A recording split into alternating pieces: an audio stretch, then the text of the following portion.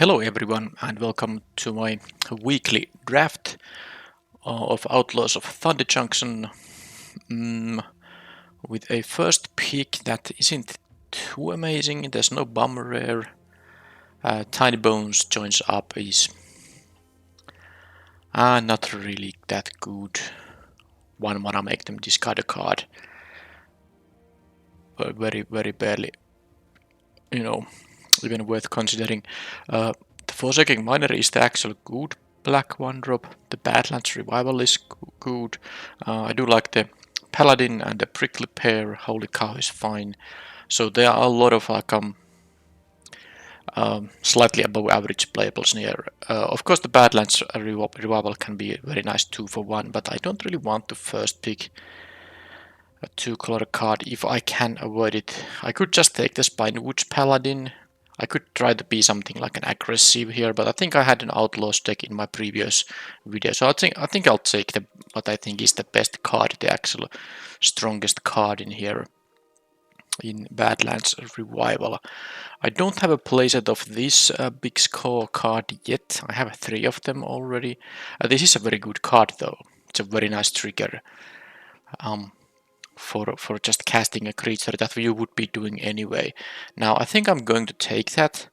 If the mythic wasn't here, Outcaster Greenblade would be a very easy pick, and I think this might just be the better card because I already took a black-green card, and of course green-based decks are very strong. But this is a very nice mythic rare. You can so easily get free tokens that I think I'm gonna go for that. And I hope I'm not getting past the great green-based deck, because this would be a very strong start for such with a Revival and a Green Blade. But I'm gonna take the Mythic. Also, that will help me complete the set. Oh, that would be another very easy pick here in Cactarantula. By the way, I do have a playset of these pretty useless cards, in limited at least, so I'm not gonna take that. But yeah, this would be a great follow-up. Now I'm gonna consider something else maybe, because I mean I can still take the Cactarantula. It's also something that's very nice to return with the Revival. Yeah, I think I'm thinking between the Repulse and the Cactarantula. I would take the Repulse over the Metamorphic Blast, which can be a 3-for-1, but this is such a nice tempo play. You get the card back. It's pretty nice. Alright, I'm not taking another green deck here. I think I had one draft where I had green. Okay, I could work with this. With the Matter Weaver and Repulse, I can just take another a white or blue card. This time there's some decent green, especially the Rise of the Warmins if you have some self-mill, which there's not a lot of that in this set, but a bunch of that. I mean, a few cards are. This can be very good, but I think I'm going to just stick to blue-white due to my 2 previous picks. And the question is, do I want to have a Geyser Drake or the Flash Creature? There's some benefit having the Flash Creature because blue and white might, want to play that kind of a play on your opponent's turn. I'm taking the Holy Cow now, but you could take either of those options. Okay, I think I have a playset of those duplicators. I can just take a Detention Sphere here. Okay, there's nothing amazing from green or black, so I don't actually mind having this blue and white stuff going on. This is decent removal, so I'm taking it. And okay, there's a Fibble Thief, Razzle Dazzle. This can be, of course, very strong, but it's a 3-mana 1/1. It has at least ward, so the opponent has to pay some mana to get rid of it. But the board presence this guy offers isn't much. Okay, I don't know. Maybe I'll try this. Try to be something like a defensive deck, maybe have a couple of interactive spells in here, because if you can have a couple of turns with this, you can get so many free cards by just plotting stuff from the top of your deck. Alright, I'm gonna try it for fun. I have played with this card a couple of times. It hasn't been too impressive, but it's fine.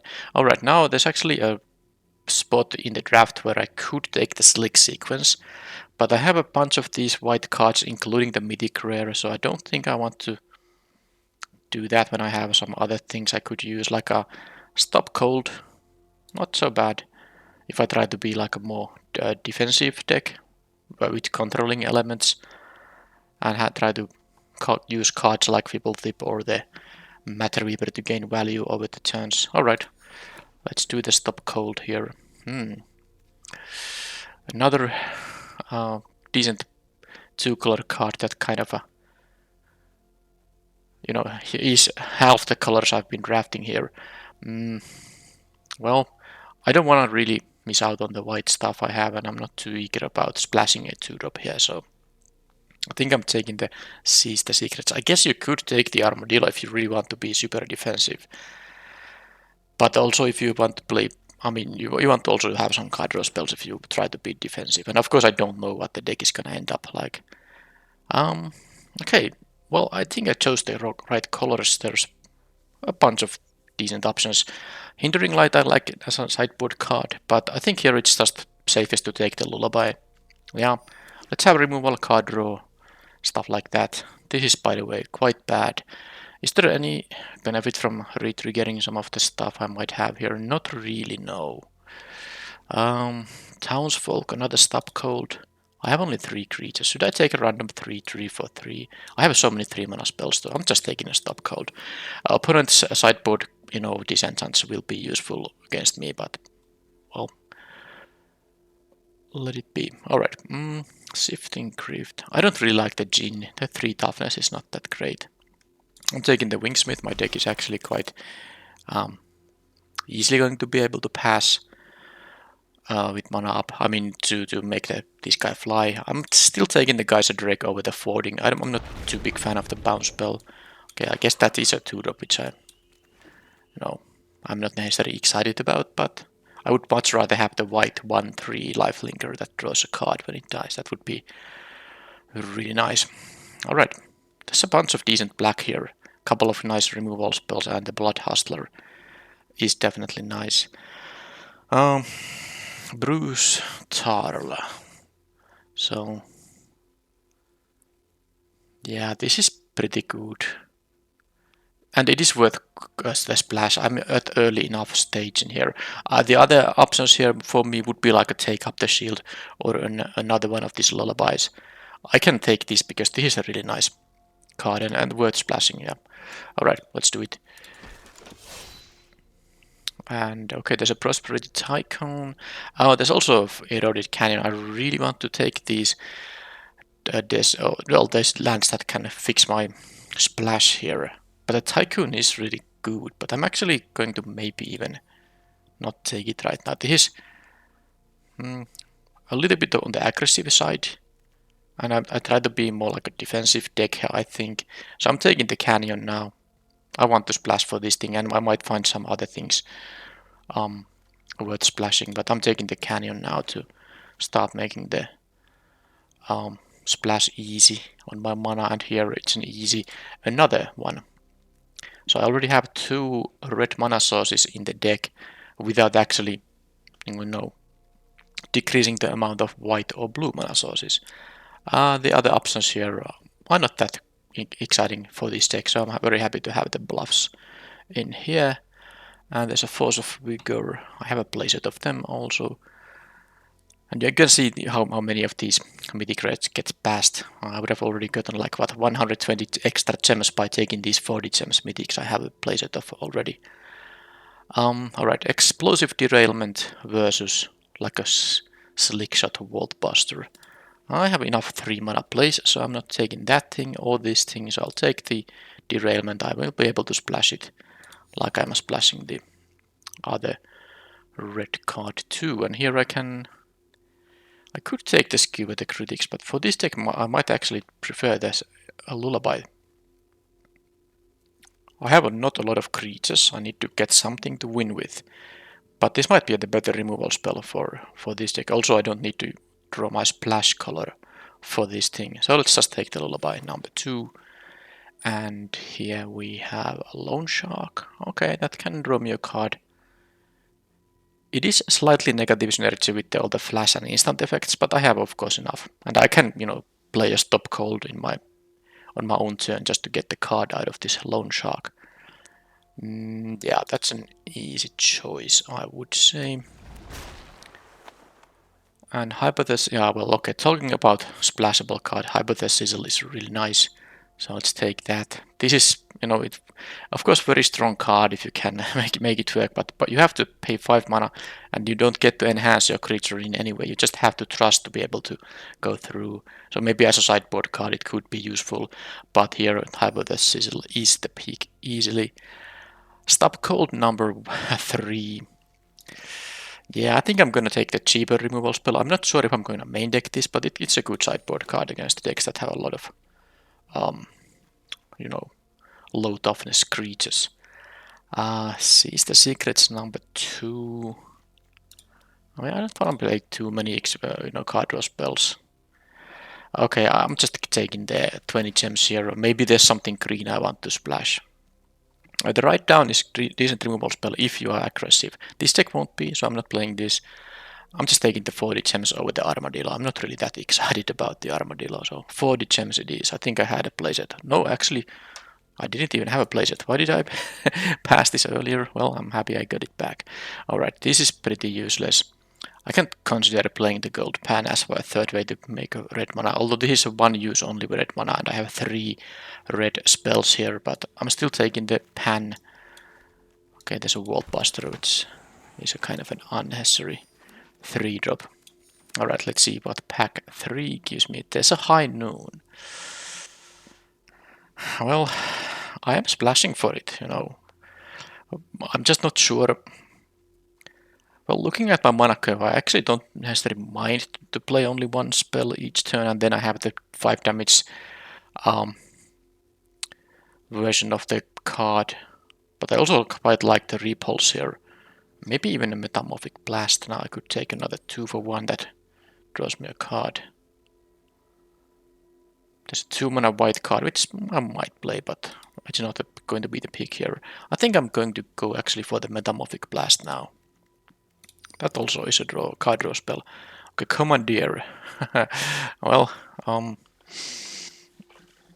the problem is this says non-creature spell, so you can't get, the most common card type being played. 7 mana to cast, and the exciting 2 blue cards is such a cost that I'm not gonna take it. There is a slick sequence though now, which I could be playing with the red splash, but I think I'm better off taking here just a, a land that helps to fix my mana. I think it's more important, and I'm not going to care about deserts or committing crimes. I'm taking this one that can enter untapped in the early game. Okay.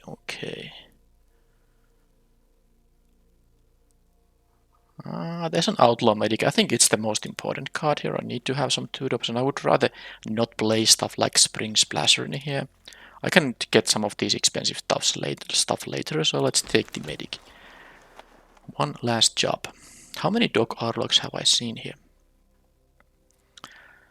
It's not very good actually. It's not very good. I could return the Bruised Turtle, but there's not that many other creatures I want to return, and my mount count is exactly 0, so I cannot get a 2 for 1 from this either. I guess you can get an aura equipment, but I'm not sure if that's gonna matter either. I'm taking the Mystical Tether. Yeah, it's just another removal spell, why not? Take up the shield. I don't have a lot of creatures, so I think I'd prefer maybe a creature. Geyser Drake. Too many 3s, I think, but maybe I'll still pick it. Do I want to take this 5-drop creature?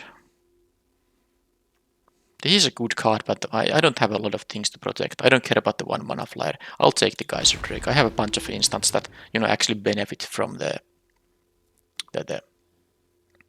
ability it has. Okay, Journey to Nowhere versus Holy Cow.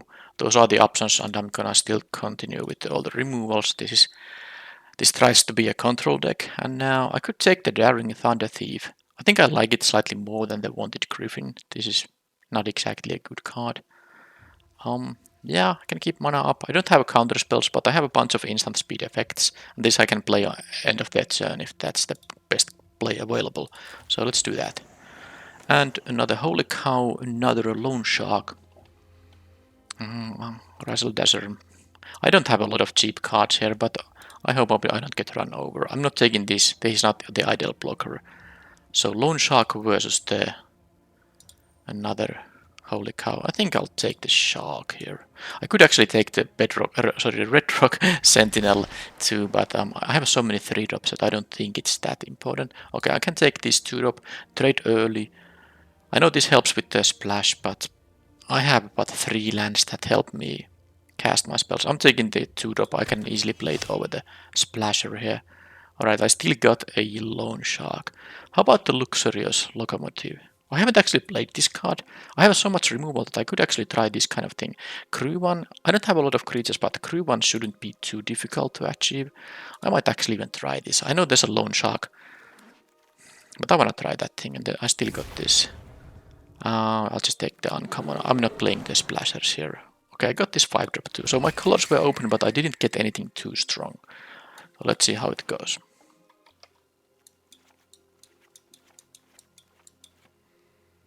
And by the way, this thing can, make me treasures, so that is slightly relevant in, with the splash I'm gonna have here.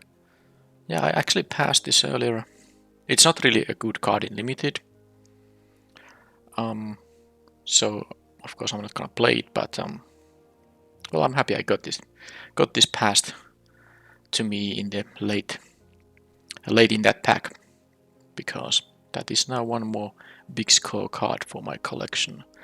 Alright, 29 cards. Let's start with the cuts. I'm going to cut the Spring Splasher. I think I'm going to cut the the Vault Buster for sure.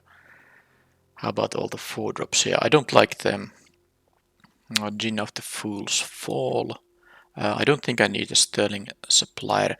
This is 12 creatures still. It's not ideal for the old Matter Weaver, I admit, but even I mean, this is still a pretty defensive card. 3 mana, 2/4, and if you get 1 token, you could basically for 3 mana you got a 2/4 and a 1/1. That's a very good amount of stats for the the mana you invest on it. And opponents really want to remove this ASAP, because they don't know that I'm not having necessary triggers every turn from this thing. Okay, 25 cards right now. Do I need to have this card as a win condition sort of thing?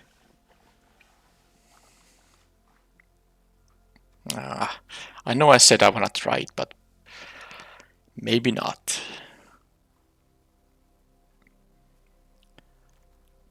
Maybe not. Yeah, I'm gonna cut it, and I will be cutting one more card. By the way, let's see the number of I guess type enchantment shows the amount of removal, because a lot of enchantment based removal here. There's 4 enchantments, and then there's the explosive derailment. I guess that is, and then there's the Hyper Sizzle too. That's 6 removal spells. There's a Tapper, and then there's a couple of these lullabies. Repulse to bounce something. Alright, I do like the number of removal spells here. So I have the ways to draw extra cards are, I guess the Lone Shark counts as one. The Metamorphic Blast and the Seize the Secrets just can draw me 2 extra cards. This thing too, but you often want to also discard something. Well, you still net 2 cards, and of course just trade one of your hand cards that is not a land to your opponent's creature that you're gonna take out. So I was thinking about, am I supposed to cut the Seize the Secrets, but I think with this deck I like the card draw. But I also like having 17 lands. I have a pretty, heavy mana curve, as I often say. Alright. I like the 3-for-1 potential of this card, and also the kind of a split card card mode for this card. It is like a 2 mana. Maybe you get to kill something. Opponent attacks with your big thing, with their big thing into my something, and I turn their guy into an 0/1, and you know, that's a 2 mana removal spell in that case. And of course you can just play this as a 4 mana, draw 2 cards on their turn. It has nice versatility. But yes, I need to cut a card. I want to play the Thunder Thief still. I want to play both of the Loan Sharks. Yeah. I could actually see not playing the Explosive Derailment because it is just a splash card. And I have a bunch of removal here already. So maybe I'm gonna sideboard this in when, well, I just want to have more removal. And especially if I want to take care of some kind of an artifact. So let's cut that, and this leaves me with 12 creatures, 11 removal / card draw spells, and the repulse here as a kind of a tempo play. And I don't have anything that fetches a mountain, so I think with these 2 red cards I can just play these 3 lands that produce red, and I hope that, mostly hope that I'm not going to, you know, draw both red cards without finding any of these lands. So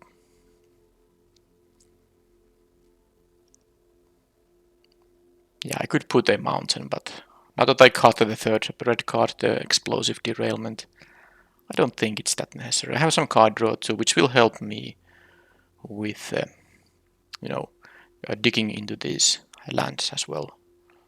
Alright, so not a lot of 2-drops, but I have noticed that in this set it's not as important as for the last few sets. I might still get run over, but it's not like I ignored 2-drops. I would have taken Outlaw Medics a lot more than I got now, because I guess this was like the only one I saw or something like that. And I hope, well, I guess I have some removal to deal with their early drops, and I have some 4 toughness 3 drops. I'm not too worried, but I realize it's a bit risky deck. Alright, let's okay, let's not take the mountain here.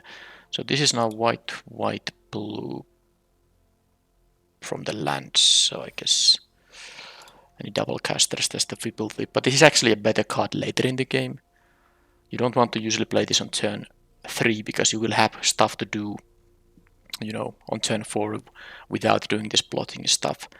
So I'm not too worried about that. I do want to have my white cards though, so I think I'm gonna still add a basic plains here. This is 8 blue and 9 white sources. Even though I have more blue cards and the blue double caster, I think that makes sense with my 2-drops. Okay, that is the deck.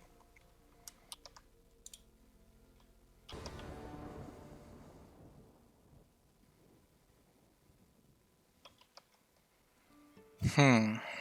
17 lands, but I cannot keep a 1-lander. Let's mulligan.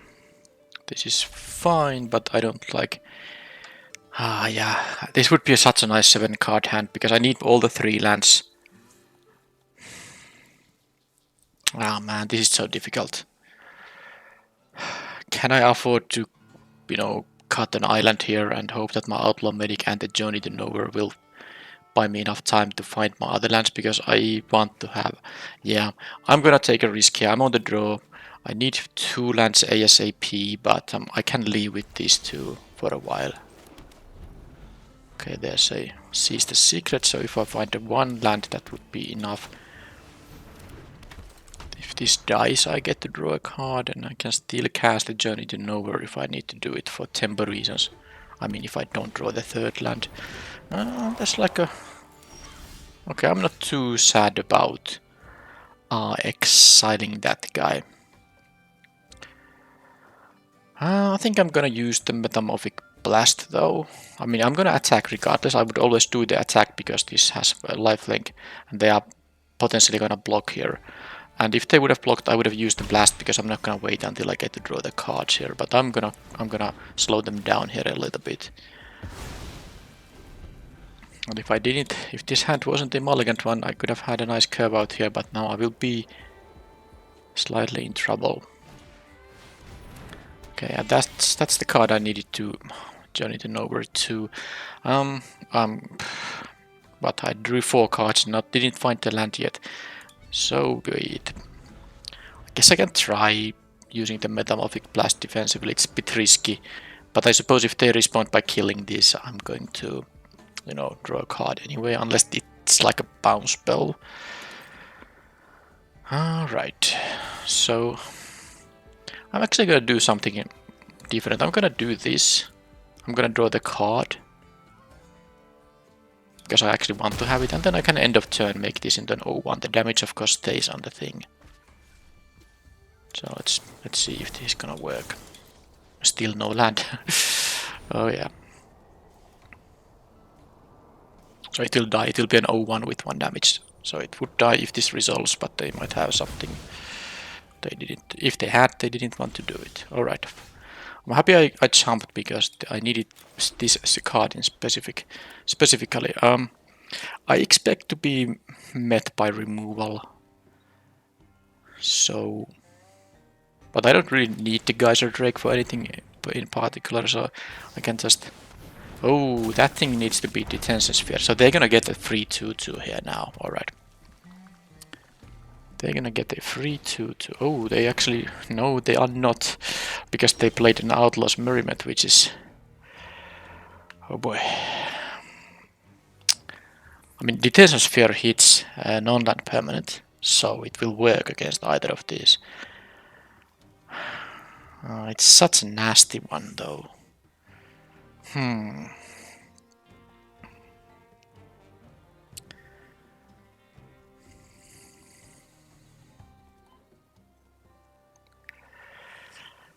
I guess I can have my Loan Sharks to block these things. Yeah, I have to let them have the Merriment.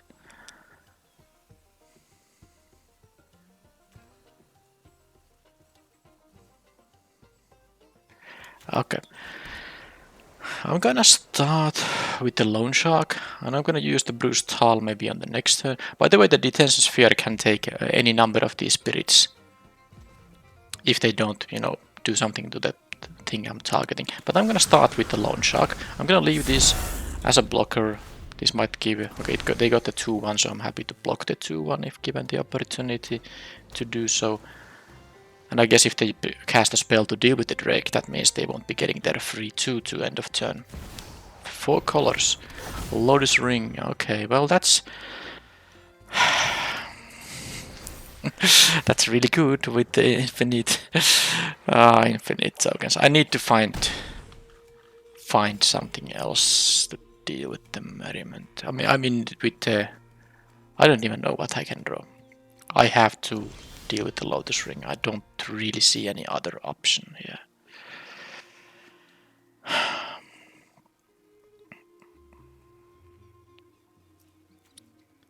I mean, +3/+3 for the... I know I could also deal with the Outlaws Merriment. But I still don't like that they get their 2-2s with +3/+3. It's really horrible. Oh man. Well, let's see if this works. Thought they're gonna have a... No, they have actually... They can tap this for, you know, mana. For 3 mana, in fact. So they have access to 4 mana right now. But I'm gonna do this Lotus Ring. And that at least made me commit a crime, so I can cast the Seize the Secrets here. Let's do this first. Might as well. I'm still gonna do it on this turn. And here I can do the Seize the Secrets. And I have now a blocker for the guys in there. And okay, Stop Cold deals with the Wrangler, because it makes it lose its abilities. So, you know, I can still beat the Outlaws Merriment here.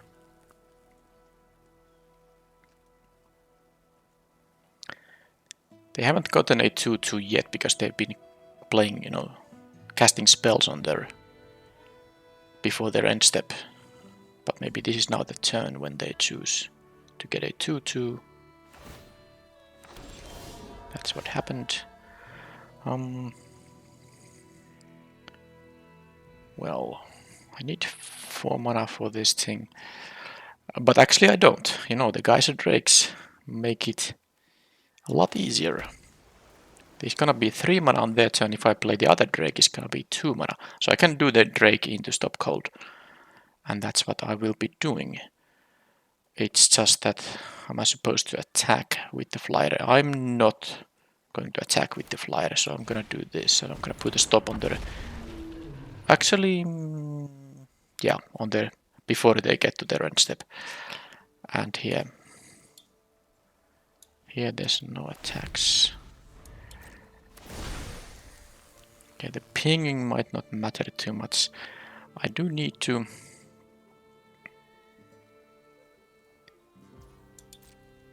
Well, I have the Lone Shark to draw an extra card. The Bruised Tarl will be kinda okay, but it will be blocked, of course. I can get one attack. I can get the ETB and one attack in, and that's it, but I guess I'm happy enough. I don't think I have any means to destroy the Outlaw's Merriment remaining in the deck, now that I use the Detention Sphere in here.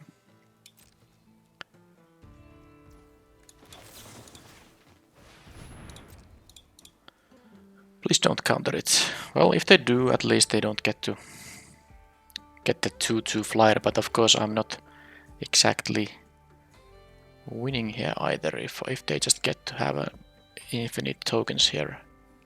The Bruised Tarl isn't that great here. Okay, so now they can of course cast a spell because they no longer have access to the Wrangler's ability, and there's an Armored Armadillo. Yeah, they can make it an 8/4 very soon by spending a lot of mana. Oof, yeah, that's not good. That is not good.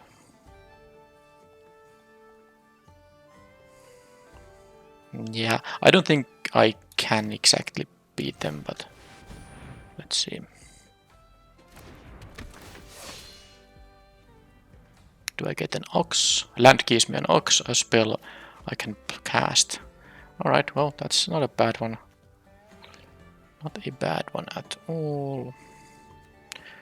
So this is until the end of your next turn I could be casting it. They might also have a counter spell, but I can get the card from this. I think I'm gonna wait with this.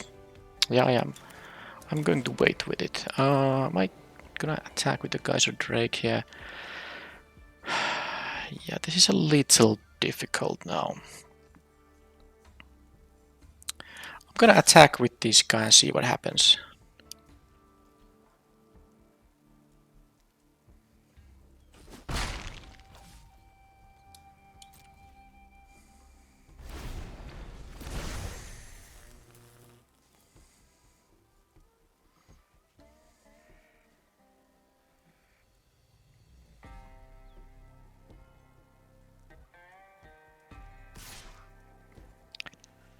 So I could trade with the Bruised Tarl here. Or with two of these guys.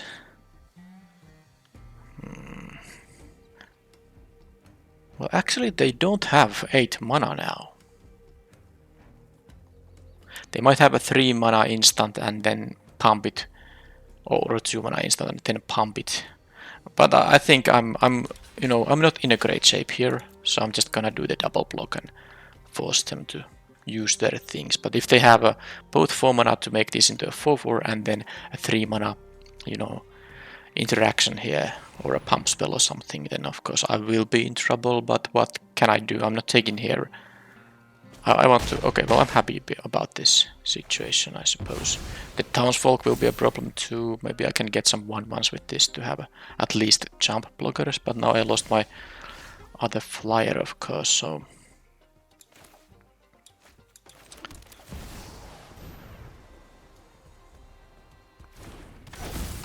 Okay, so let's see if they do have a counterspell. It feels like they have maybe had a counterspell, but I guess this is the moment of truth. Okay, so no counterspell.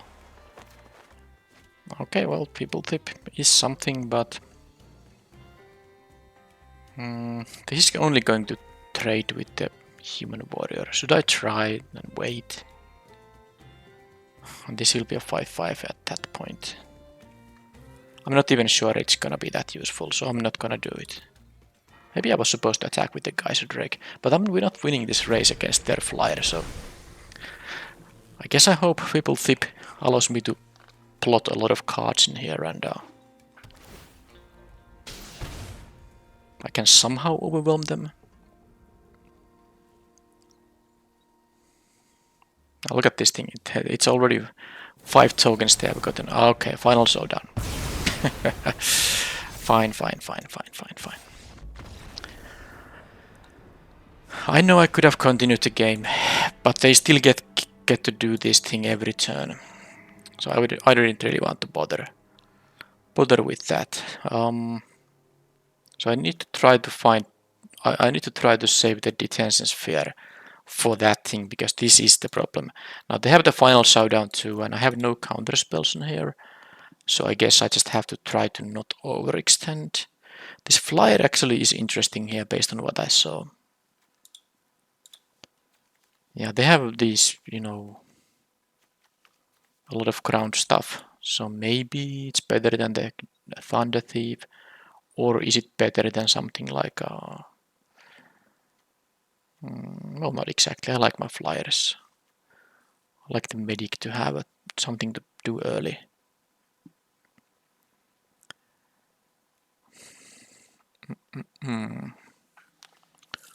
Yeah, how to do it?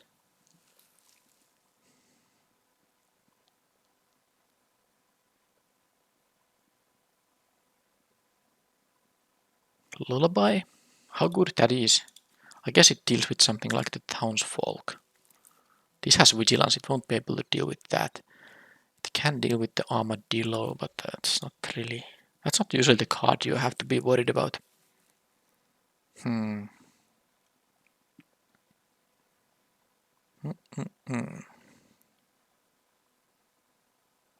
actually thinking about not playing the medic. Alright, I'm cutting that. It seems like they have no aggression that much, so... And the 1-3 is kind of outclassed. I can jump block and draw a card, but I will actually play the flyer to have more ways to win. Yeah, that's that. I guess this works against the rat effect there, but it's a ground guy. No, I'm gonna play the flyer.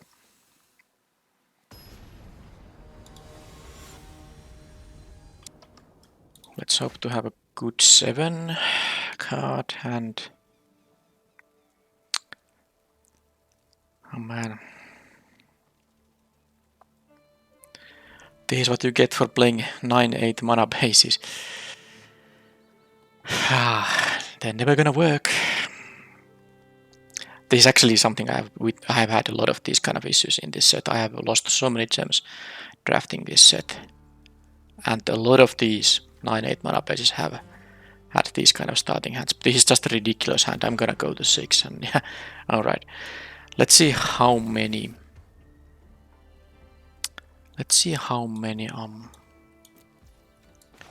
lands I'm gonna draw here. I'm gonna keep the 6 lander here, of course. Not gonna go to 5, but usually what happens here is that I draw more lands, but now I drew actually very good 3-drop here. They have an 0-4. Alright, now I'm happy I drew 2 spells and I have a mana curve here too, so I can have the Jin here. And that's pretty nice. I can plot this thing. Turn 5 I can play the Matter Weaver, and then play this for 0 and get the 1-1 token. And I haven't seen a red mana source yet, because the Outlaws Merriment is gonna be nasty. Alright, so only 1 spell per turn, so that's it for that idea. I can still plot, but I cannot cast 2 spells, so if I want to benefit from my Matter Weaver, I'm going to play it now. So next turn I can just play this as a 5-drop. That's gonna work. Okay, they don't have a double white either, so the merriment is quite far away.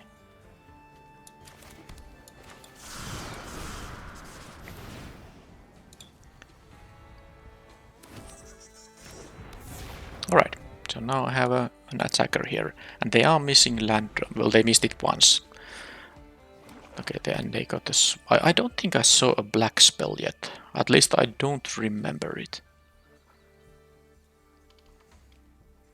Once they find red, they can use this to kill something. But in the meanwhile, I can start plotting stuff. Maybe. Of course, I can use a detention sphere on the high noon, but that's not gonna be a high priority. It really is not. Okay, I'm very happy if they use 4 mana to deal 4 to me. That attack was a little weird, but they might have the Wrath, of course. That's a 6 mana instant speed Wrath, I think, with some additional options too. If they have more mana, they can do some stuff, but they are not there yet. I can try to plot a bunch of cards with Fibblethip in the meanwhile. So now that they attacked with this, they are not really going to... I mean, that attack was really weird, because why would I ever block it? If they're gonna use all their mana to make this deal 4, that would be very fantastic for me, because I have a 7. Okay, I see, this is there. That's why they attacked. But they were never gonna use 4 mana on it, so that was still like a weird attack, maybe. Anyway, they can choose if they want to deal with the flyer. I actually prefer the flyer here, and they might choose to deal with that. Although this 3/2 is not so good to block the Matter Weaver.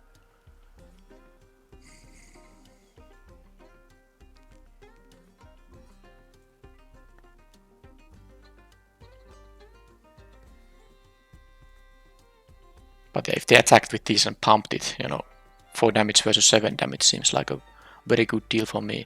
Alright, they didn't like the flyer. Mystical Tether, well, I can...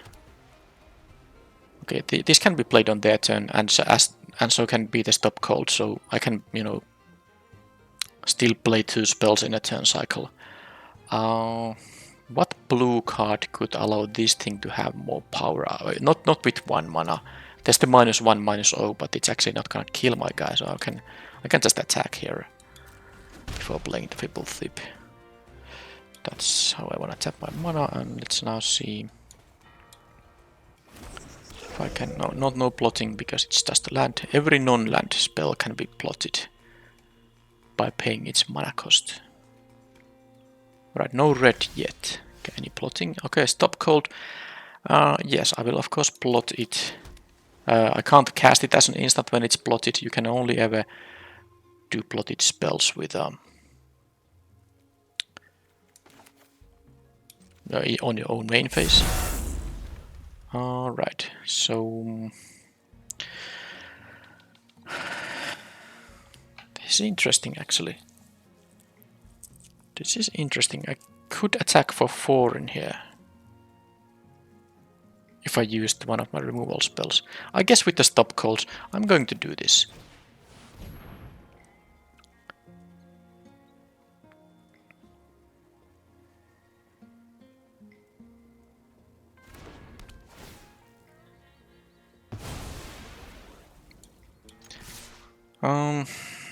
Flash things, there's what has flash that? Because I don't want to lose the Fibblethip in here. Okay, I'm gonna leave it untapped. I don't care about the others so much. There also might be like a destroy a tapped creature kind of an effect, so let's not tap it. Do they have a answer on the tether here?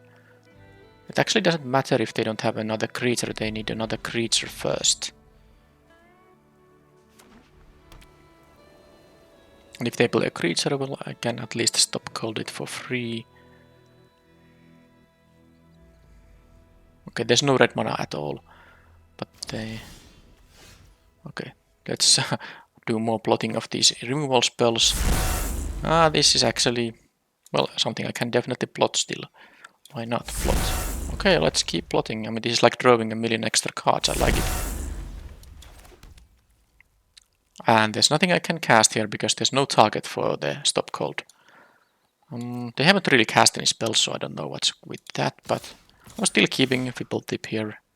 The lullabies are really bad, of course, now because they are not going to have tapped creatures. You can plot only as a sorcery, so I have to draw the repulse it being instant doesn't matter. No, okay, they have the mass removal effect too. That's something to keep in mind. But I can bounce something of my own here. Anyway, I'm going to use a Journey to Nowhere maybe here. Yeah, that's fine, I guess. Although if they have like an instant speed answer. This is the only spell I'm going to cast this turn. Is the Stop Cold. This will tap the thing, so this is actually safer. Let's use the Stop Cold.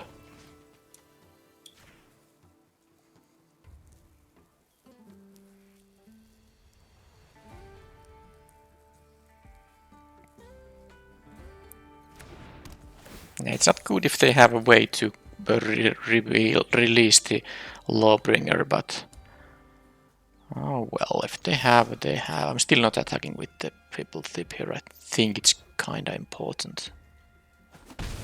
Okay, they are down to 4 now. It's really...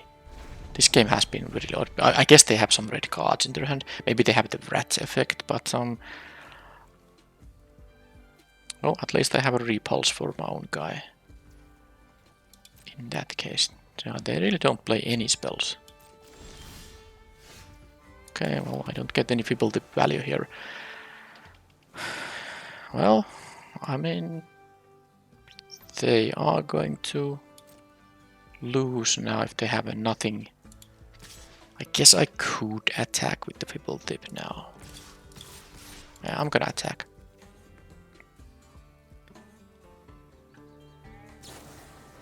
Okay, that's the only spell they can play here. So of course, that's gonna be a win for me because I do have my repulsion here. Or the Stop Cold.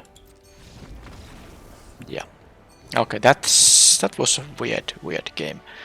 Let's hope I can keep a 7-card hand in the next one. So I like my kind of game plan here.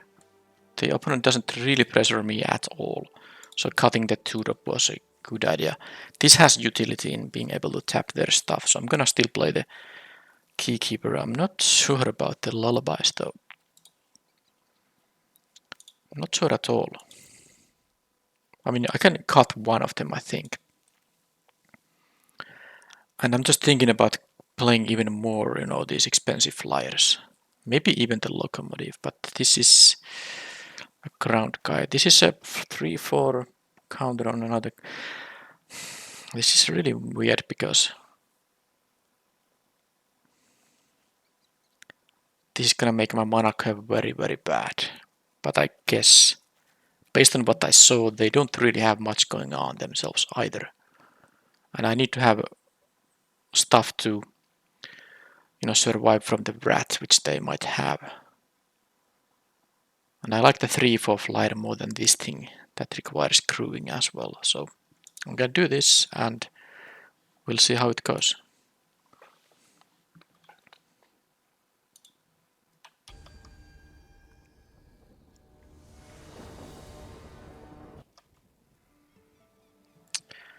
Oh wow, I can't have both blue and white in the same starting hand, but I have the Journey to Nowhere.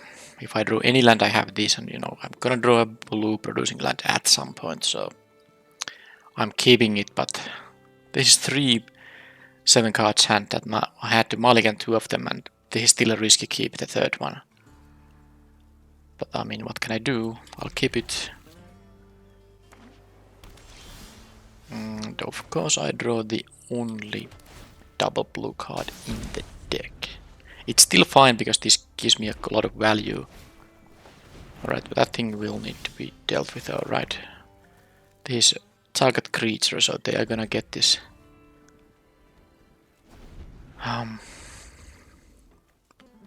This 3-3, but I guess they pass now the turn. And then I can use the Journey to Nowhere. They have no white mana, but can I draw at least, just even if nothing else, at planes after keeping that hand? I also don't want to let them be surveilling all the time, so I'm gonna deal with this, no matter whether I draw a land or not. I'm going to deal with this thing. Okay, great, that was the correct land to draw. They're gonna surveil.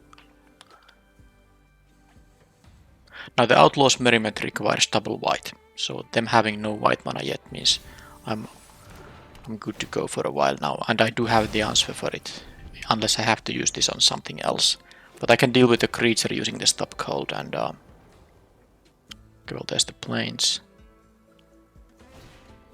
From this, okay, that's gonna get another plains or the one of the mounts, of course. Right. Well, I'm happy I drew the one land, but that is now 4 draws with only that one land. I mean, there's no problem if they can't pressure me. I like to have access to all these spells, of course, and it doesn't seem like they're gonna be able to pressure me too much in here now. Okay, there's something that I'm gonna deal with. Detention sphere right away. And I think I'm even going to, you know, do a little bit of raising here. Now I have to be aware of their rat effect, so I don't want to play all the stuff, but at least I can get a card back from the loan shark. I have these flyers and all that. I hope they don't have a means to deal with the detention sphere, because the Outlaws merriment is the kind of card that wins you the game. That's annoying, but I guess with my 2 for producing me creatures, not so bad.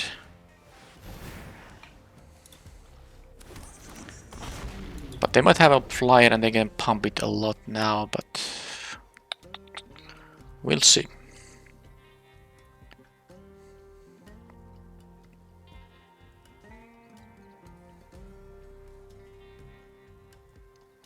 I can actually now cast the Thunder Thief. Oh, there's a Lotus Ring.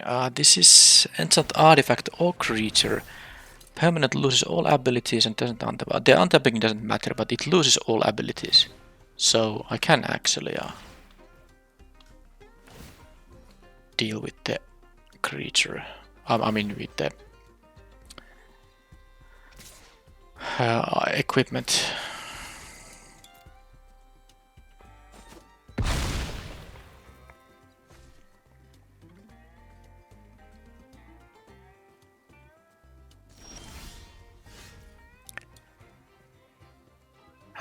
But not if I do not get the land. Well, I'm going to cast the Thunder Thief on their turn. I get another 1/1. Might as well attack for 2 in the air.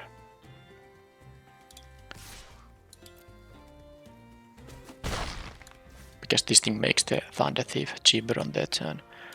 It will enter tapped, so I cannot block with it, but I can jump block with my thing here. Alright, it's 1 land drawn in all these. What is it? 7 cards, 1 land drawn. At least it was the blue producing land. But this could have been better, I guess.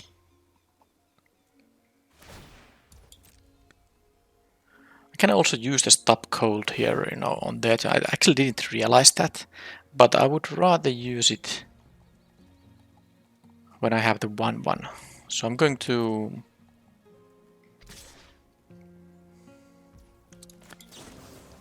well, let's see. I guess I could take 8 here.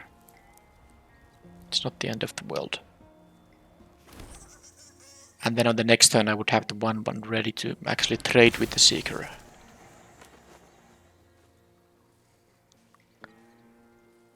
Right.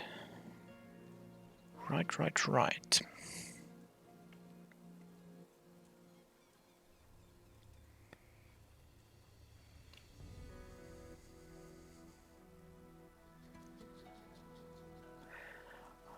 I'm not a big fan of that line though.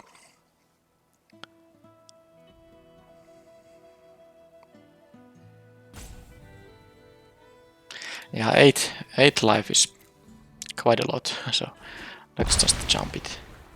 I have now 6 power here myself, let's see what they are gonna have.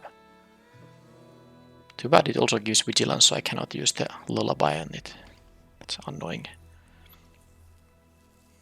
But let's, come on, draw a land.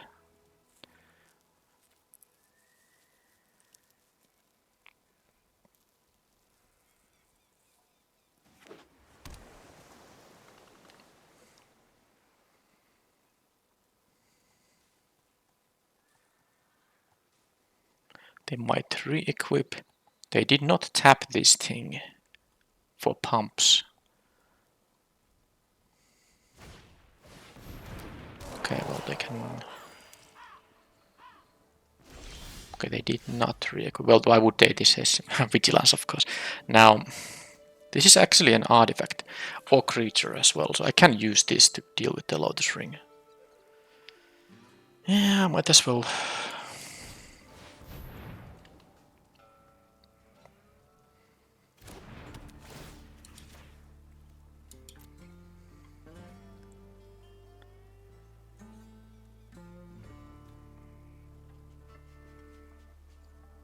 They can sack the creature for mana now, but I don't think they would want to do that. And here I am going to... I'm gonna take some damage on the next turn, because I'm not blocking with the Matter Weaver, but I guess I'm dealing 6 here. But I'm taking 6 or something on the next turn. Which I can do, of course, but...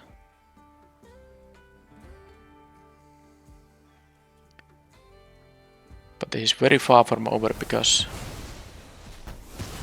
Okay. Sure.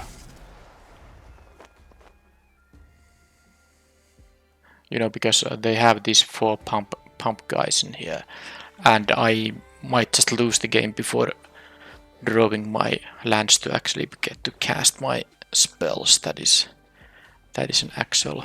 Oh, and then they can draw 3. Just refill there. I was really hoping they might be running out of gas, which would have helped me to try to stabilize. I could have actually traded my resources on this board presence they have. But no.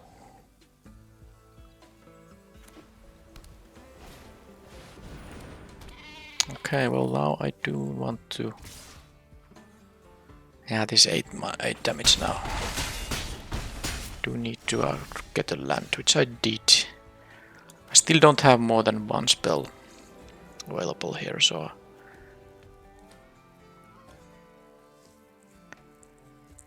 that's kind of bad.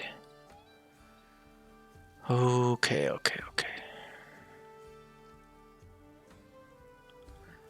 I am running out of time here because of the form a posse. I can attack for 6. It's just that it's not gonna be good. I'm taking way too much damage. I need to have a blocker. I guess I'm gonna attack for 4 then. And then I can only use the Stop Cold. Or actually I can use the Hypothesis. That makes more sense. Because it will be 4 mana on their turn. Let them use their things first. That I guess can get their counter. I'm not going to use the Hypothesis in response. They're gonna saddle that thing up, which is understandable. Now they should pump some other guy. Oh, they're gonna go for pumps on the big horn. I'm happy because unless they can save it from... Okay, now they realize they are probably supposed to kind of spread the pumps there. I think I'm gonna just trade with the Seeker here. And I don't want them to get an extra 1/1, so I'm gonna do this and hope it's, you know, I hope they cannot respond here. Alright, I need to discard a non-land card to make this work. I do want to play most of my removal. I have here Lullaby on the Townsfolk, a couple of Stop Colds in here. I think the least important card here might just be the Fibblethip. So I'm gonna do this and deal 4 damage to this guy. Okay, they had no response to that. That's a good sign. I have still a chance. Not a greatest chance in the world. Depends on what their remaining cards are. Greed's Gambit. Now that is... Okay. That's interesting at least. They have to discard and sack and lose life. That sacking though, it's good with my stop colds. They can just sack those guys. Yeah. I don't think the Greed's Gambit is that great of a card, but I mean, given the situation here, I am not... It's not that easy for me to...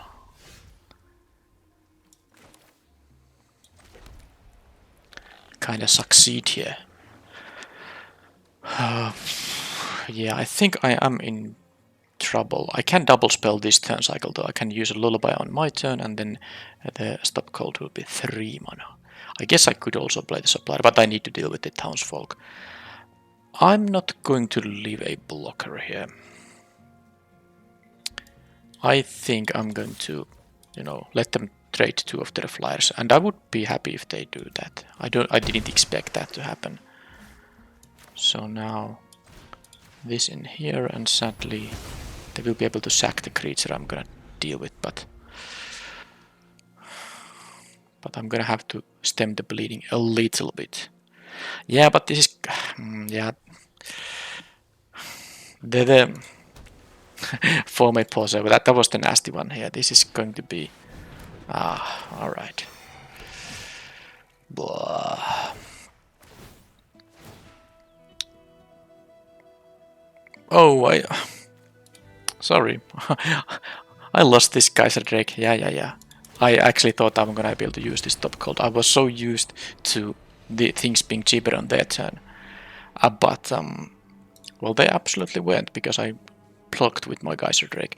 That said, I don't think there was winning through the Ethra here. No. A shame. I missed my land drops a little bit too many times, I think.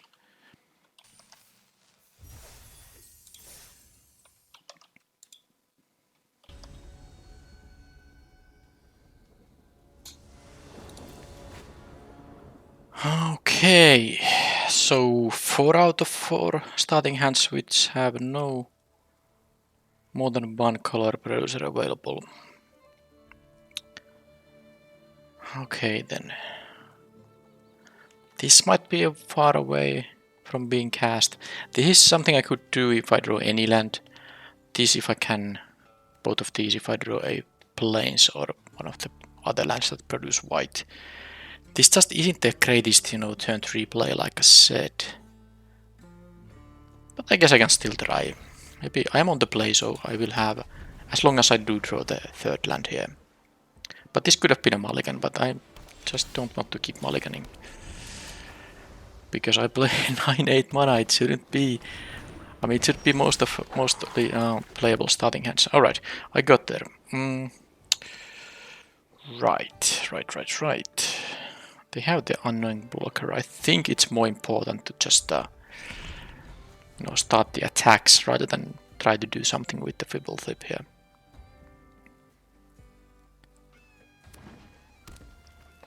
Because this doesn't do anything if you see a land on the top of your deck, or if I have like a, you know, 3 lands but I see a 4 or a 5 mana spell there. I can't do anything with that either. So this truly is better in the late game. Do they have a 4 power creature? Yes, they do. They actually have something I need to exactly. Yeah, I'm not going to let them, you know, get cards from this thing. I'm gonna use my removal, and that's very nice draw to have. I can use the detention sphere here before they get to, you know, this has vigilance of course, but the trick is to have, of course, mounts so they can tap this thing and get life and cards.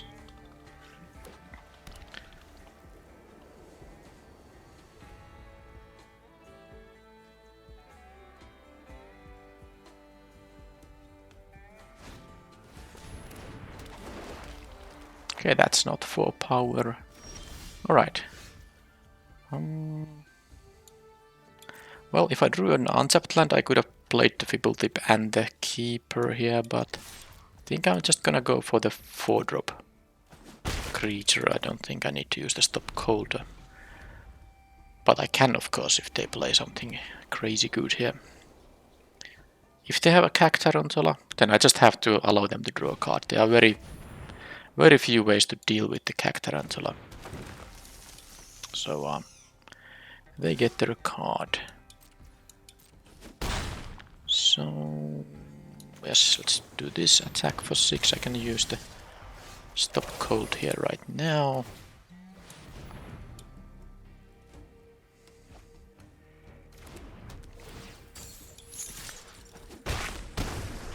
And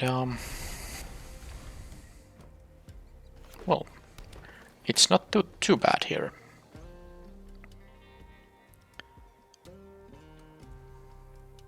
But they still have access to 4 cards and all the mana they need if they have more big hitters. That can be difficult, especially if it's a Cactarantula. You really don't want to keep tapping it because they get to draw a card for each tap. Big horn. Alright, so that's pretty much the end of my ground attacks very soon.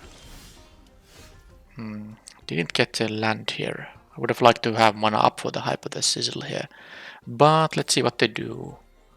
Seems like they have something, and that's really annoying, because if I would have had now an untapped land, I would be so much safer here with the attacks. But I think I'm going to keep going. I'm gonna put some stops here, just that they are slightly worried about my interaction too. Maybe they just double block with the sentry and the bandit, which wouldn't be that bad.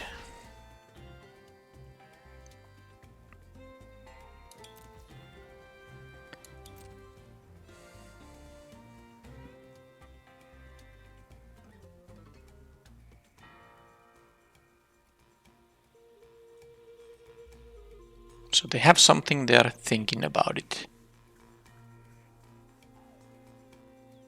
I think I just have to use my Lone Shark in here.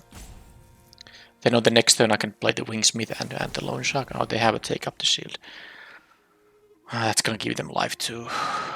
Imagine if I had a Hypothesis. I mean, it's just... No, I'm in trouble. He's gonna be permanently a 4-power creature now.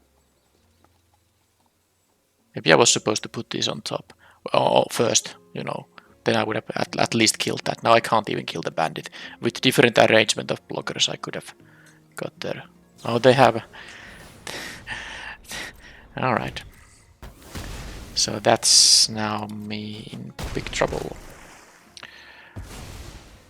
Right, so all the early damage I dealt, not gonna matter anymore. They have 8 power versus mine 0. Which will soon be 3, you know, but still.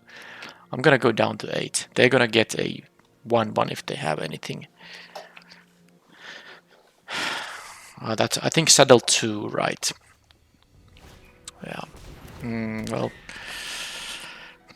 that's gonna gain them a lot of life. Yeah, they just, you know, had here everything they needed for the amount of mana they have available.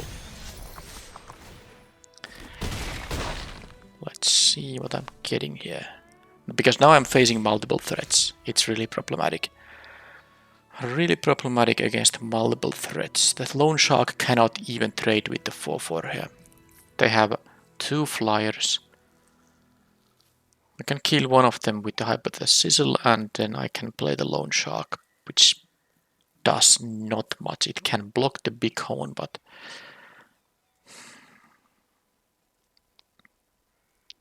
They have 2 mounts. This is gonna attack for 3 lifelink.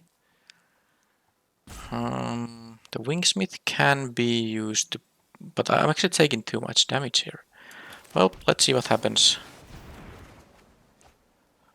Ooh, yeah. They just got too much stuff here. I don't even want to sow anything there with them. I guess I'm gonna sow this Keykeeper. They have a bunch of mounts. I maybe might sideboard it out. I don't know. So the thing is, I'm facing lethal. If they attack with everything, that's... And if I just block the big horn, that's 5. 8, 9, yeah, okay. It doesn't matter. I'm losing here. If not on the next turn, then on the turn after that. Alright.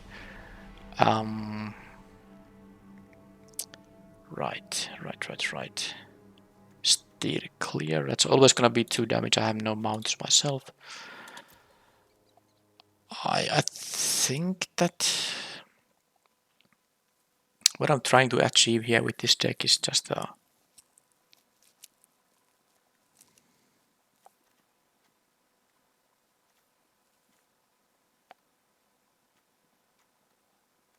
mean, there's nothing I can change here to make the deck like better or anything, I don't think. For this particular matchup. Thinking about the locomotive, because this can block some big creatures, but not the flyers, which they also have. So I think that's that. I have enough removal to deal with their stuff. I just need to draw the correct mix of spells and lands.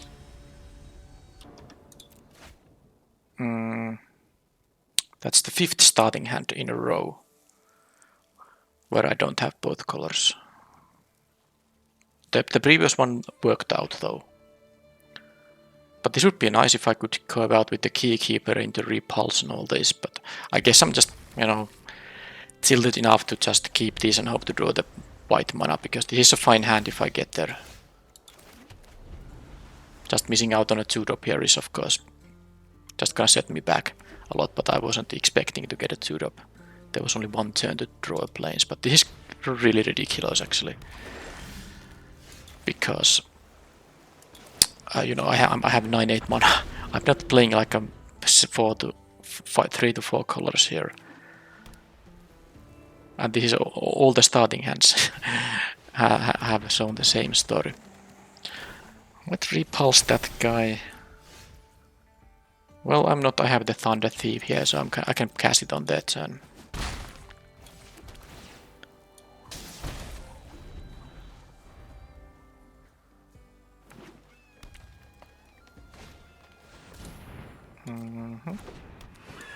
I have the removal for it.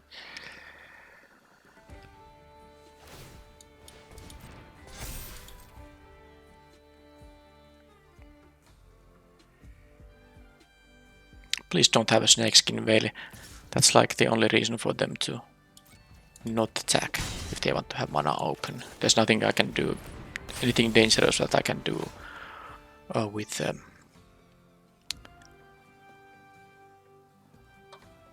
with 3 blue mana. Okay, I got the planes, so now I'm thinking here. I'm gonna leave the repulse on that turn. I'm going to just Johnny the Knower that guy. Attack them to 11. And now I am in the game. Depends on if they have removal on my... Well, I guess I still have the 2-power flyer here too. I have a tapper coming up. If they have the Cactarantula, well... that would be annoying. Okay, I don't want to bounce that guy. Might have to.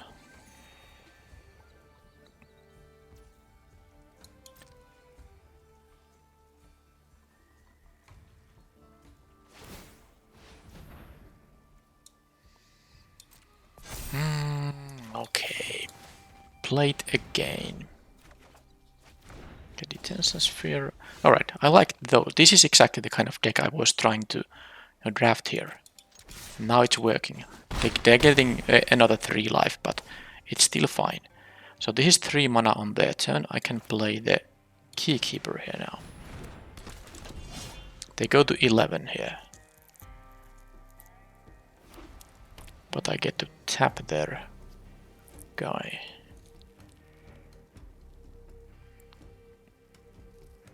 And I have now 8 power here. They did have a land drop, so they can now use the Bandit as an untapped creature, of course. Even if they use the Entertainer. It's still valuable for them to use it because... Okay, that's fine. That is fine. Because, this having 5 toughness would matter against the Thief in here. Now... Yeah, they can crew it with the... Yeah, this is fine. This is totally fine. So they have to take the 4 now.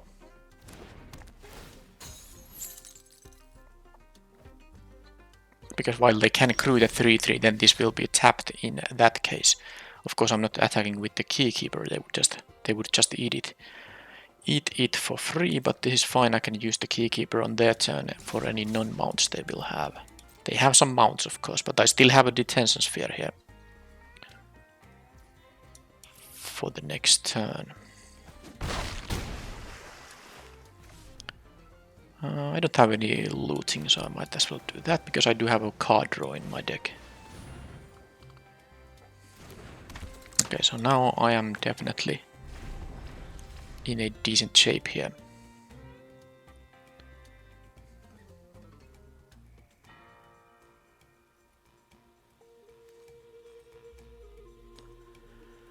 Yeah, that thing has some haste if they have a mount, but that's really not gonna matter.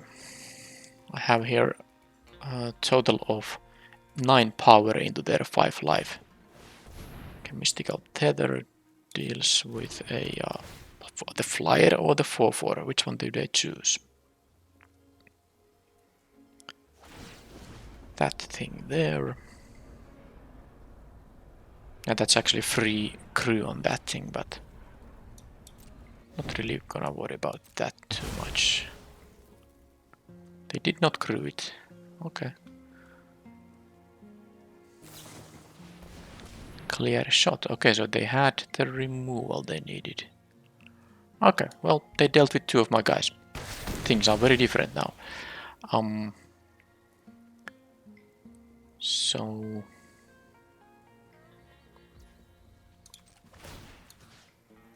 I guess I can't tap this guy. Then they will, you know, they will actually get an attack in that case. So I am actually...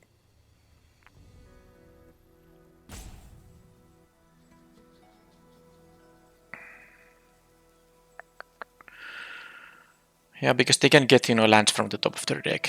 I'm actually letting them attack if they want to. No tapping now. And now I can tap this to actually make them have less mana here.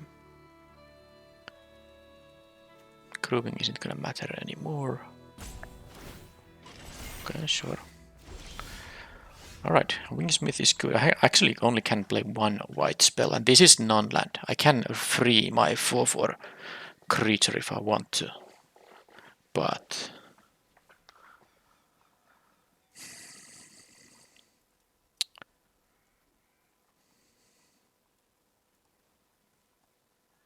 yeah, I think I'd prefer to have the 2-4, which I can make fly. Not if I have to cast this on the next turn, but maybe at some point. There's no kind of a rush here.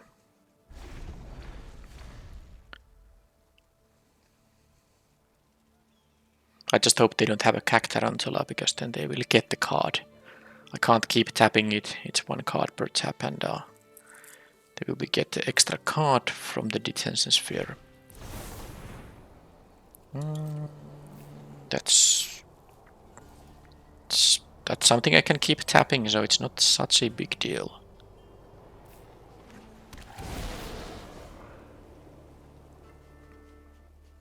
And I can use the detention sphere on it, of course.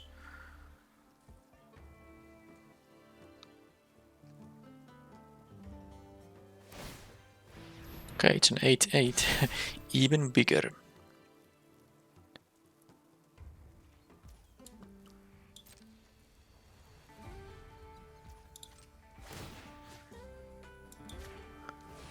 So, I know I could have actually...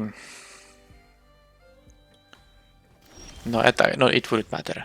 I could have, you know, tapped this guy, but then if I use the detention sphere, they can still, you know, use this 8-8 to crew the homestead.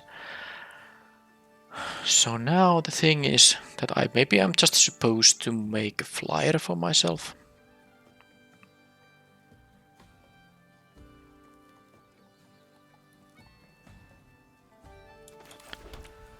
I'm going to make a flyer for myself.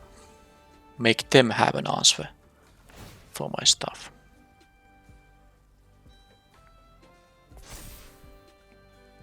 I'm actually considering taking the 8 here. I mean, not taking, but blocking with the medic. It's not like the medic is gonna really contribute much in here. So I'm gonna let them attack with the 8-8.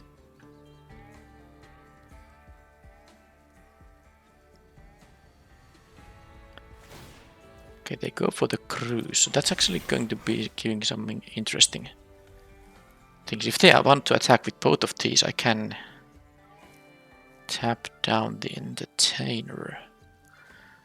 Well, I'm actually going to choose with this play. I don't want to, you know, if they have a land on top, I want them to draw it. So this says if it's a land, it goes to the battlefield, yeah, otherwise it's just going to, you know, stay on top. They don't have like an option to put it on the bottom. Alright, spells please. That's not a spell. Okay, that's... Okay, well they drew spells, but I'm still, you know, I can take a couple of attacks and alright, I have a win for the next turn now. So this should be good. I mean, they have to top deck something. That's the only way. And even if they do, I have the tapper here. I'm probably going to use the detention sphere now on the 8-8. And then I can have 2 mana for this. Yeah, let's use the detention sphere. Let's not gamble with them having like a double strike. There is a double strike trick for those colors. Okay, they didn't want to see what they're about to draw. Right. Well, they saw I have a lot of enchantment-based removal, so I assume they take every possible enchantment removal thing there is. For me, I don't think there's much. There's nothing good for the clear shot. I can have. I guess the Metamorphic Blast is something I can have. And of course my Hypothesis if I can keep mana up. Alright. I think there's a good mix of... Yeah, the Lullabies will be good, the Medic is good, yeah, the early plays. I like my flyers. I like the chance for the Fibble Tip to actually, you know, give me a lot of extra cards. The removal, the flyers, they're nice. I like the the flash for and the derailment would work against the homestead. Don't think there's anything else. But I don't like the fact I need to draw my splash color in order to play this thing. And I kind of like all the cards in here, so there's nothing I'm too eager to cut. So I'm not going to put this in the deck.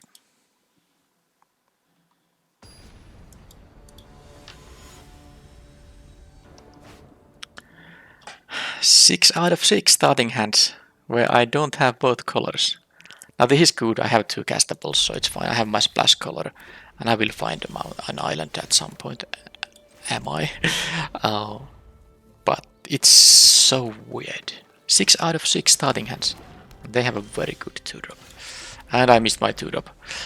Okay. Well, I don't have a lot of them. But this can be quickly over. They have a bunch of removals, so the Matter Weaver will be, you know... Oh, why couldn't I have this? I would have been so happy to just deal with the Arings in there. Anyway, this can be dealt with easily, but then again, there's no benefit, you know, having this as your last creature either. So, not exactly sure how to do this. I think I might just, you know, kind of play slow and not play a creature at all. I'm gonna deal with the Arings, it deals more damage. I don't care about them gaining life. I need to, you know, survive here myself. Yep, I can deal with that thing too. I have still 2 removal spells. The other one does need... Yeah, they were supposed to actually saddle this up for extra damage, but oh well. No, there's no blue. Ah, that's really 4 draws and not any land. Okay. So this guy is not going to be a flyer anytime soon, so it doesn't actually do much. And I could use the Journey to Nowhere on the Griffin right now, but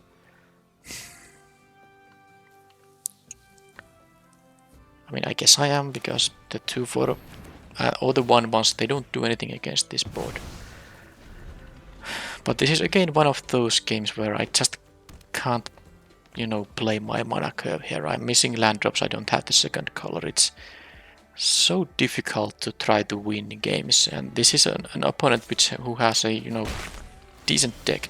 I guess if they're like flooding out, unless they have an instant speed thing, I might still be in the game, of course, if they are flooding out. But this could have been an island. It was not. Anyway, this is of course the... Okay, so they're gonna have something. It could be just a pump spell, of course. And it's not like I care about if they have a... They could have an instant speed tether. It costs 5 mana on the opponent's turn. So I don't care if this guy, you know, gets dealt with. That 1-1s in the ground don't matter right now, unless they have now land Cactarantula. Okay, that can find a mount, not just the plains. And they have a lot of mounts. Okay. Detention Sphere, you know, it has a nice feature. It takes all the things that have the same name, so I can actually deal with both griffs. So let's go. Thank you. And that is... I didn't expect to get, you know, benefit from that ability too much. Now don't have a Cactarantula. That's not a Cactarantula.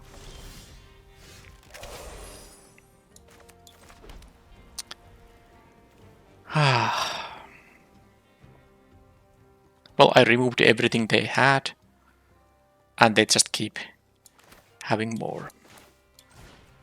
I need to... This has ward 3, so yeah, even if I get a... if I need to draw one of my, you know, the blue flash auras, because it will cost only 3 mana on their turn. So I will actually be able to cast, pay for the ward cost. But this was the kind of a top deck I really hated seeing. Oh, if they are now... Oh, okay, that's it. That's it. They get to free their griefs.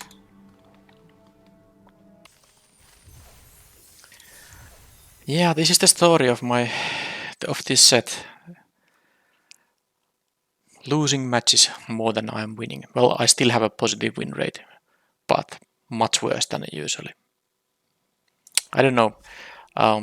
This deck is not greatest. I had like a kind of an idea of having these removal spells, but the 1-1 removals don't matter if the opponent can, you know, outdraw me in terms of spells, or in the case when I'm missing land drops, I can't cast my spells.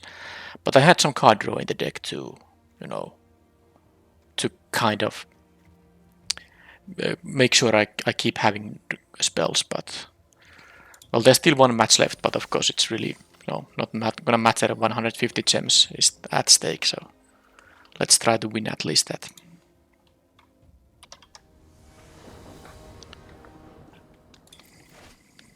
Well, that's the first hand where I actually have both colors. It's a 5-lander. I'm keeping it, but there's the risk that I'm drawing like a lot of lands here still. But maybe this Fibblethip can actually get me some extra cards, because it's really good when you have a lot of mana available. What's this sleeve? Don't recall seeing this one anywhere. Not like I'm any kind of a sleeve expert. Alright, immediately a land. But I can play this on turn 3, this on turn 4, and then if the Fibblethip yeah, that's a land too. If the Fibblethip survives, I can start plotting. Unless I just keep seeing lands, of course. Okay, that knife point can be very dangerous. Okay, that's a good one, but I do think... it's gonna cost only 3. I can play my tapped land. Alright, I'm actually going to play my Thunder Thief here. Let's try to... I have this 2-power flyer here, so let's hope to hope to deal some amount of damage before they can clog the ground with their stuff in there. Alright, this will be a 2 mana spell on their turn too. Okay, they're gonna take 6 now. Going to 10. And could plot, well of course I'm not plotting anything, but this is fine, I will have 4 power in the air. And if they want to kill this thing, you know, that's gonna cost 2 extra. And they get token, yeah, this is actually very nice synergy with that knife point. Very nice synergy between these two uncommons. Yep, that's the thief, so the holy cow is still gonna work as a 2 mana spell. Yeah, I don't like the fact they're getting 1/1 lifelinker every time. I can't kill that when they, you know, because this will, yeah, it's just a very good combination. Anyway, good for them. Let's see if I can at least get rid of this island, that's for sure. That's a good one. There's a stop cold, which is also going to be a good one. And I have mana to plot this thing and then use the journey to nowhere. Okay, this is pretty good now. No reason to do anything else than attack. Here. Bertram, bye-bye. No more lifelinkers for you. And then now I have a stop cold. Even if they like destroy the journey to nowhere somehow, I can still use the stop cold to deal with the Baron.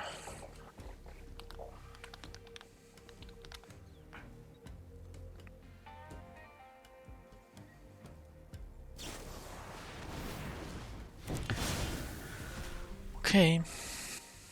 The problem is this thing has first strike and they can, you know, pump it with their things. I might actually use the stop cold on the lifelinker because they can now make it into a 2 power lifelinker. I lost my flyers, I mean the other one, so I cannot actually outrace them anymore with this situation. Okay, there's well, I'm gonna plot this, but that means I don't have mana. Sorry, of course I do. I have plotted this already. It doesn't cost any mana. Alright, let's just do this and do this and see what else I see. More plotting. This people tip can do some very nice work for sure. So I'm not going to trade with this mercenary, but I'm actually going to use this stop cold on the lifelinker here.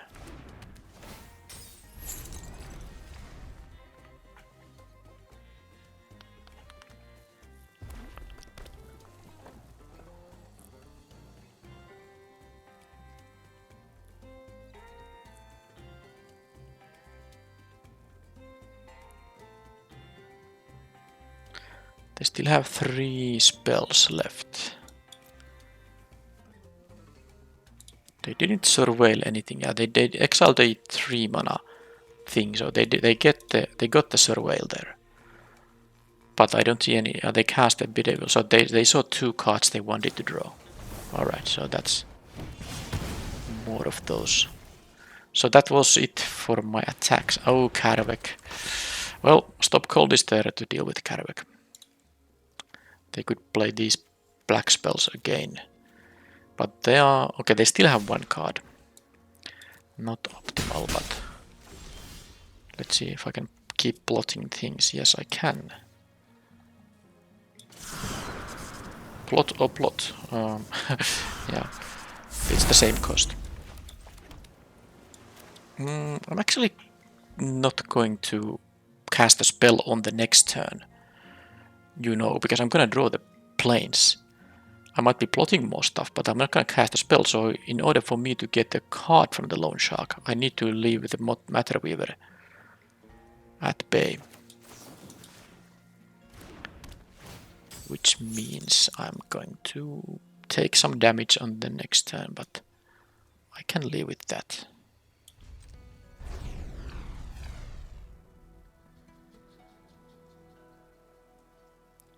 Please no crimes anymore. They have gotten enough value out of the knife point. Okay, that's not a crime. 1 more card. Well, it's not a crime. I can't jump block this guy. This guy has trample though, so it's gonna be 6 power trample with first strike. I'm almost tempted to actually trade with one of the mercenaries here. But I need to get the cards there, so keep plotting. Okay, I will draw the island here, so that's not so bad. Cast this, and let's hope to not see another land, so I can keep plotting stuff. Okay, good.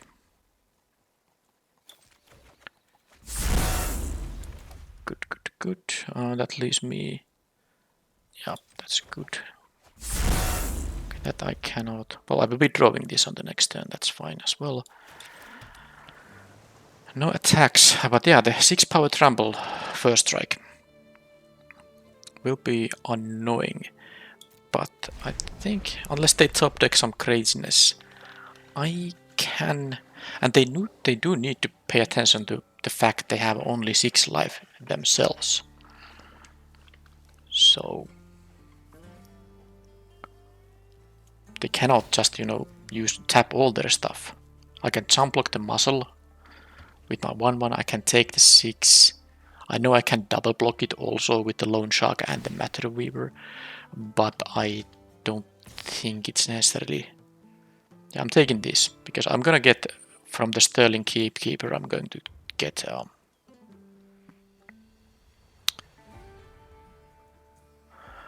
I'm gonna get another token. So I do think I'm gonna take 5 here and hope I don't get punished by something as a result. Okay. Could even draw this with the Hypothesis, but it is better to plot it. Okay, repulse. I can. Okay, so is this a victory if they have nothing? I mean, it is, because I can use Hypothesis, draw the repulse, discard it, even the. Well, let's first do this, because there's no reason not to do it. There's no tokens to copy there.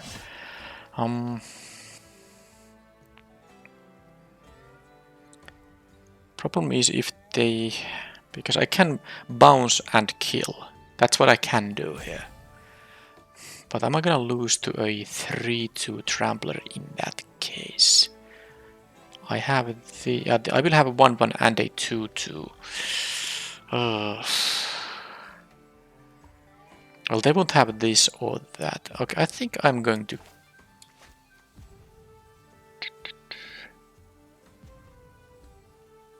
I'm going to cast Hypothesis now.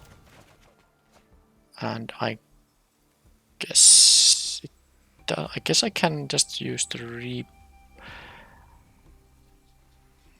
No, I'm gonna discard the tether here, deal 4 to this thing, like that, and now I can plot this and still have mana for the okay. Was that already winning? That was, by the way, the Fibble Tip game. This is what the Fibble Tip does if you have time to do the thing. How many extra cards I drew there? A lot. Yeah, this was not a lethal attack unless. So they didn't. I guess they saw that when I discard the tether, that means I have another interactive spell here. Well, yeah, I won a game. That is nice. So steer clear. Do I care about it? Not necessarily. They have a lot of interaction themselves, and that knife point will be annoying. I can deal with all the mercenary tokens with the detention sphere though, even if they have gotten a bunch. So what is now the worst card for me? Well, I don't think that there's anything better in this matchup either. I can just have this stuff and use the same deck.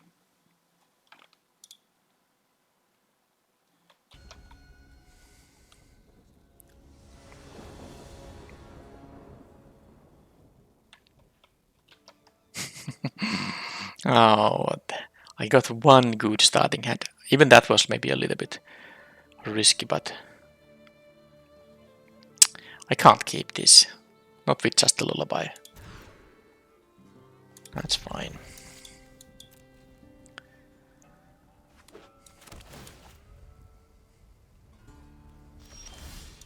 Okay, that's a nice one.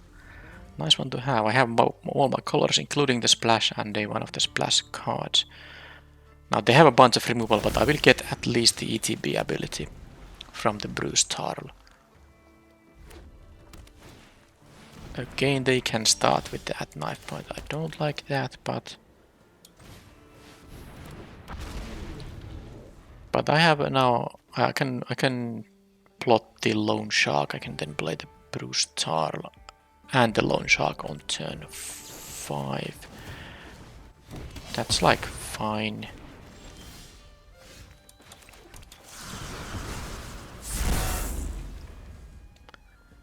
That is very fine.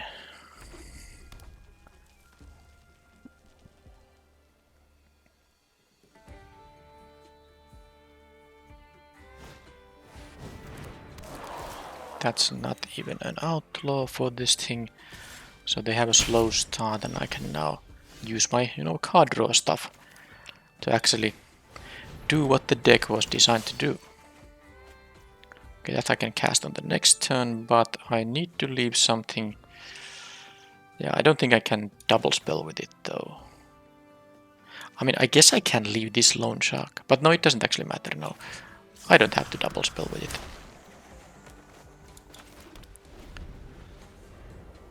Yeah, either I cast this or yeah, if I get like a 2-mana, I can get a 2-mana spell. Okay, Caravac needs to die. If they commit a crime, they do need. They have 4 mana. If they have a 2-mana crime, they can actually use the Caravac's ability to recast the suit the sheriff. This thing is not even an outlaw. Oh man, that's so annoying. I hope they don't have that. I want to attack.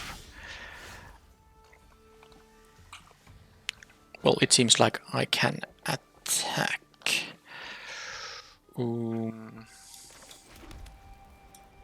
Let's see what happens.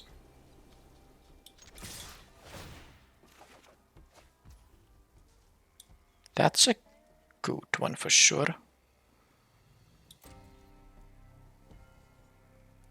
They do know about it though. I can cast that thing on the next turn as well.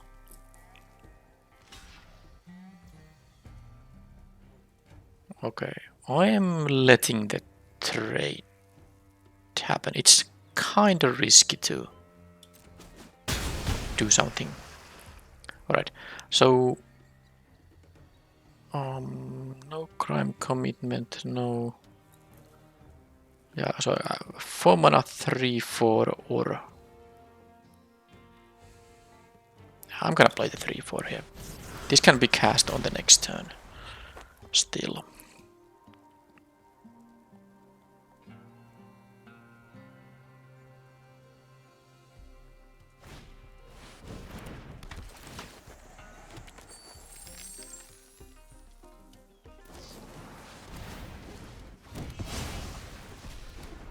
Okay, now they are at 1 card, whereas I have a lot of cards still left in here. That's fine. I guess I'll just deal with the Mind Raider. I don't want them to have first striking tramplers with extra power thanks to the mercenaries. But am I gonna keep on? Don't tap both blue, because this will cost 2 mana after I have committed this crime. So let's do this. So I'm gonna discard a non-land. I guess it's okay. Repulse is not bad, bouncing one of the mercenaries and drawing a card. But I do want to cast the Seize the Secrets, and I don't want to, I want to have my creatures too. So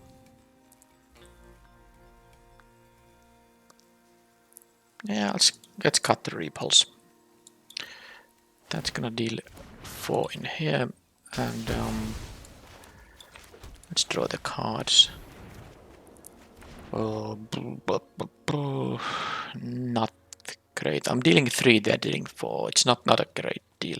Although the problem is they can just pump this guy twice, but this is not a outlaw. It's a 4-2 without first striker. I'm willing to do that trade, so I'm not gonna attack. Because, you know, I have the triple tip here for value later on.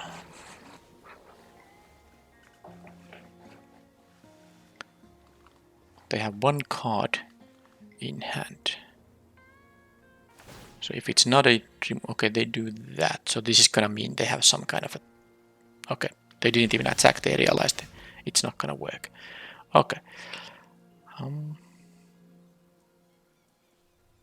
7 mana, 8 mana if I don't play a tapped land.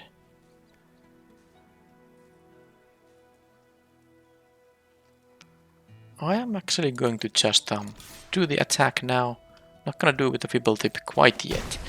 I'm going to play the Geyser Drake, the Wingsmith, and the tapped land, and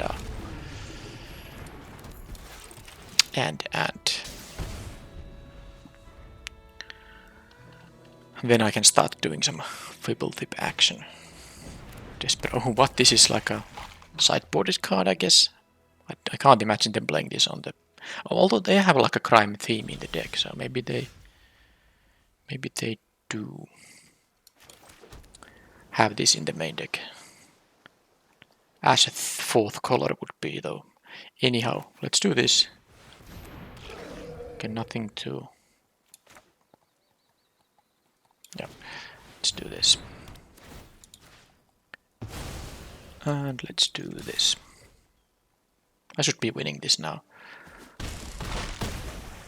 I can even cast this on their turn now, because the Geyser Drake makes it cheaper.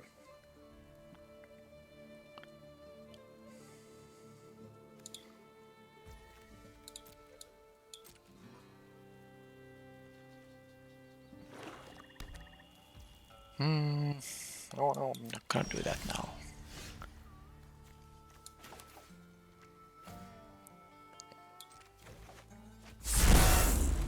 Yeah. Pretty sweet.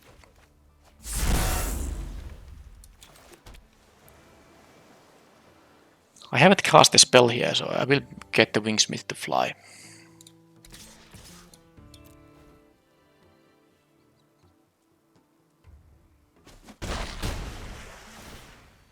So that was just casually drawing 3 cards, basically. It's a little bit slower, of course, when you are plotting them, but still.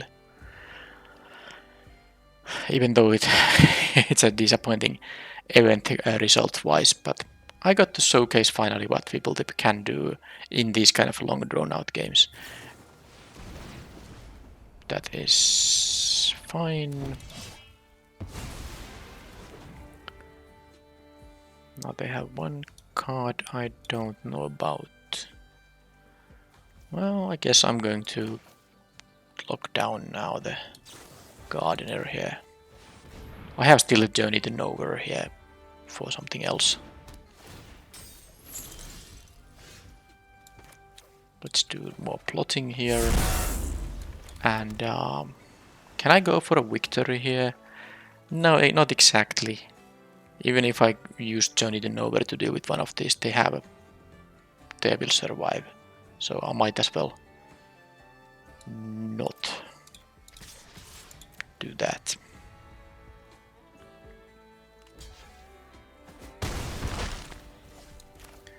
This thing first.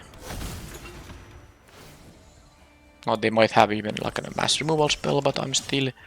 Well, I guess I would not have any creatures in that case. But actually this Eroded Canyon is a victory now, because they have 1 life point and, you know, that's all I need to deal with the land.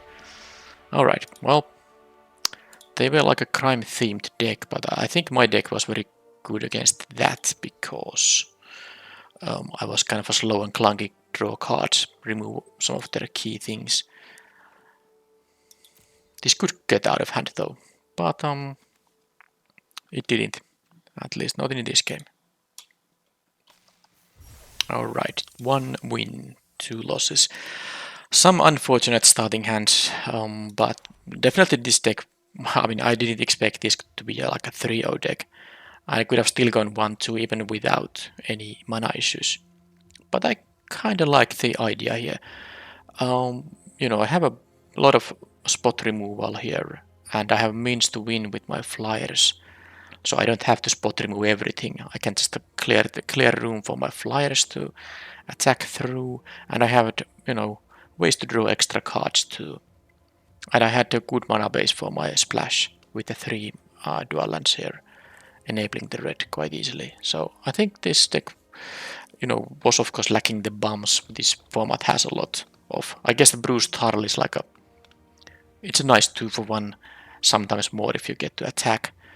But still, I guess the triple tip did more work than Bruce Tarl here. But yeah, not optimal to get these wins. I have lost like 20,000 gems, but this is my draft number 50, and I have still of course a lot of packs, so I haven't lost more gems than what I have won in terms of packs. But this is one of my worst sets performance wise ever. Although I do like the set, it's not a bad set, definitely. But yeah, that was that. I will see you next week. Thank you for watching, and bye bye.